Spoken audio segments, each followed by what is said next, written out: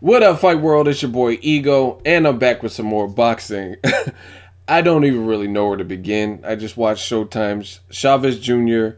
versus Marcos Reyes, and this is my post fight. Now, this will probably make some people mad, but I'm not going to derive from the game plan and change my programming to lie and tell you something I didn't see.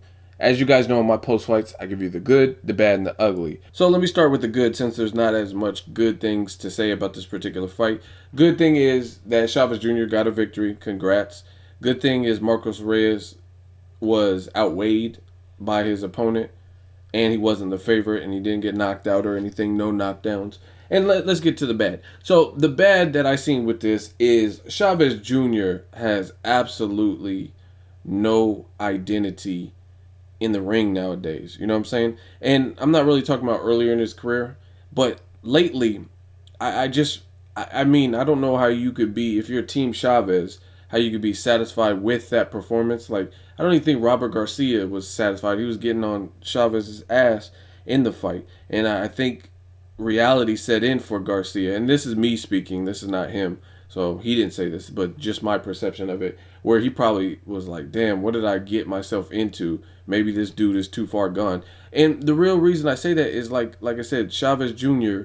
has no identity in the ring. I tweeted, I was doing my live tweets about this fight, and I had been saying Chavez Jr. needs a jab. Like, can someone give him a jab? He had absolutely no jab, which would set up a lot.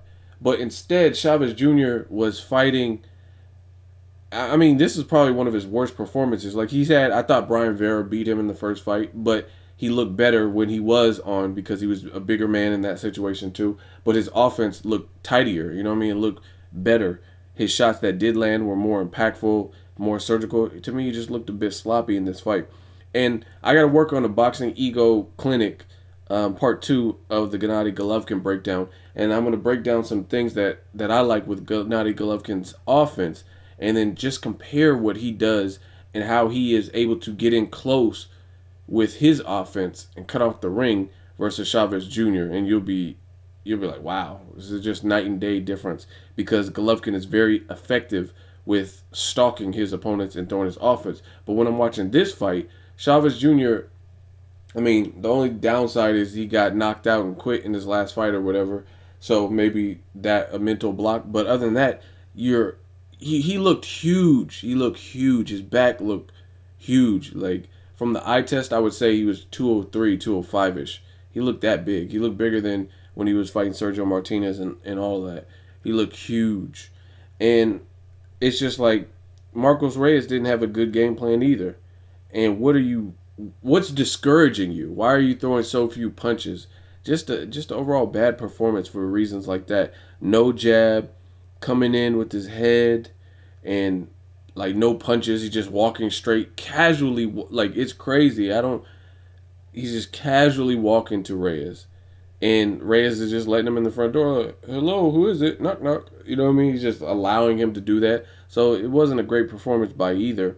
And both of them have really respected trainers, Nacho Beristain and Robert Garcia. But that just goes to show you, it's probably more of the fighters. But Chavez Jr., this is my thing. To be that big, like, he looked like he was easily 50 pounds bigger than Marcos Reyes. They look like they're in different weight classes, right? Now, my thing is this. To be that much bigger than your opponent and you go the distance and that's your performance, it just doesn't add up. Can you imagine if Floyd Mayweather was fighting welterweights and he was outweighing him by 50 pounds with his technique? Can you imagine a guy like Canelo, if he was 50 pounds heavier than his opponents at 154, what the fights would look like? You know what I'm saying? He's knocking James Kirkland's out and stuff like that at around the same weight. They're both rehydrating to around the same thing. So for Chavez to be that damn big and have that type of performance, I'm not saying you're going to stop everybody, but it just looked like he had no consistent offense, no game plan. It was just all over the place. Like, what is your game plan for trying to get the stoppage? It was just like he was doing whatever he wanted when he wanted.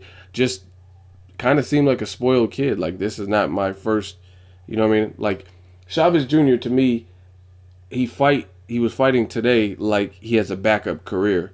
Like, you know what I'm saying? If like Jake Gyllenhaal, he's in the Southpaw movie. If he did a free, like a pro fight, he knows he can fall back on acting. That's how Chavez Jr. fights. Like, I don't need this. I don't have to fight. Whereas you look at Lucas Matisse, look at Mauricio Herrera last week. His eyelid was folding over and it created like a flap from a cut. And in this fight, Chavez Jr. is crying about a little cut. You know what I mean? Even the fight on the undercard earlier, the guy had a worse cut. The Filipino guy, he had a worse cut than Chavez Jr. And Chavez Jr. really just called a timeout in round 9, and the referee obliged him, and he had a little bit of blood. It was a headbutt or whatever. A little bit of blood trickled down, and he griped about it. And then the referee actually took a point at his request. So it's just like, are you the ref or is Chavez Jr. the boss? Like, this is not Madden where you could just hit pause. It's crazy, man. I don't know what else to say. I can't picture, and this is nothing against Chavez Jr. Like, I hate him personally. I know some of you guys will leave them bullshit comments, but he didn't look much different from the Fanfara, and I liked how Showtime was keeping it real in that regard. But he really didn't look like, he didn't show me anything that stipulates that he would beat Fanfara in a rematch. Me personally, I just didn't see it. He just was in there with someone who wasn't pressing the attack, making him work. He looks like he doesn't want to work. And the craziest thing, and I'm going to probably end on this note, the craziest thing that I noticed is I don't think he's always been this bad. Like, when he was fighting Sergio Martinez, he lost the first 11 rounds easy. But it looked like he was still game and still hungry, still trying. He just he couldn't keep up with Martinez, who's light on his feet and boxing and moving. But when he was fighting guys like Manfredi and Andy Lee, he was putting his punches together and they looked good. They looked crisp. And this fight, it just looked sloppy. Like I said, it just looked like he doesn't want to, like Chavez doesn't want to be a fighter. He didn't want to be there. He was like, I have money and I'm good, so I don't need this. I don't need the punishment. Because when shit got rough, he called his own timeout and complained about it. And he kept doing that, complaining to the ref. He did that in the Fanfara fight. But the worst thing about that is you're in the wrong sport. Because a lot of these people come from nothing. They don't have $1 million in the bank. They've never seen $1 million, so they're hungry. Fanfara is looking for recognition. He stepped up with Adonis Stevenson, gave him a run for his money, lost that fight.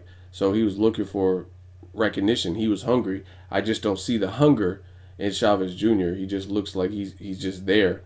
So sloppy performance, no clear-cut game plan as far as stopping him or looking better. The performance was all over the place, and that's as real as possible. Let me know what you guys think. What's next? The other thing is the weight. They're talking about in the post fight, are you going to stay at 168? And he didn't even make 170. He came in overweight. So I don't honestly, I'm at a loss. I don't know where Chavez goes. Andre Ward would tax him. You look at Golovkin, would tax him. You look at Adonis Stevenson, would tax him. Darrell, DeGale, you look up to 175. Fanfara beats him in a rematch, in my opinion. Sergey Kovalev, that would be illegal to even make that fight with Chavez and Sergey Kovalev. So again, I don't really know, unless he's fighting like real light exhibition style matchups, I don't really know who he beats in the top 5 at all in any division around him. Let me know what you think. Make sure you like my video as always. Hate, comment, and subscribe. Till next videos. Ego signing off.